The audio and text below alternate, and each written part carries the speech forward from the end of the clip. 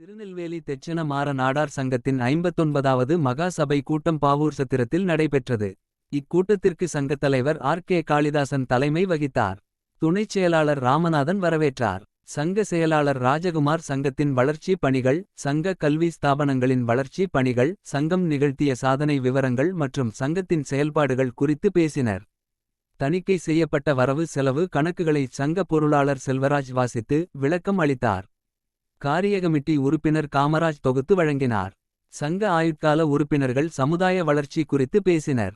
கூட்டத்தில் மும்பை கிளை நிர்வாகிகள், திருநெல்வேலி தெச்சனமாற நாடார் சங்க காரியகமிட்டி உறுப்பினர்கள், நிர்வாக சபை உறுப்பினர்கள், சப் கமிட்டி உறுப்பினர்கள், சங்க ஆயுட்கால உறுப்பினர்கள், சமுதாய பெரியவர்கள் உள்ளிட்ட 1000க்கும் மேற்பட்டோர் கலந்து கொண்டனர். கூட்டத்தில் நெல்லை மாவட்டம் சூரபுதுக்குளத்தைச் சேர்ந்த தர்மராஜ் நாடார் மகன் பொன்பெருமாள் என்பவர் பனை மரத்தில் இருந்து விழுந்து உயிரிழந்தார்.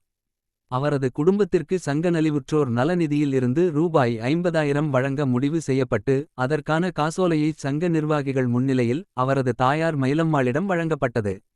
இதேபோல் ஓட்டப்பந்தய வீரர் பாளையங்கோட்டையை சேர்ந்த ஜேசுதுரை மகன் சகாய அன்ரோ என்பவர் மாநில அளவிலும் அகில இந்திய அளவிலும் போட்டிகளில் பங்கேற்று வருகிறார். அவருக்கு போட்டிகளில் பங்கேற்க போக்குவரத்து செலவுக்காக நலிந்தோர் நலநிதியில் இருந்து ரூபாய் 10,000 வழங்கப்பட்டது. முடிவில் சங்கத்தின் மூத்த நிர்வாகி செல்வன் நன்றி கூறினார்.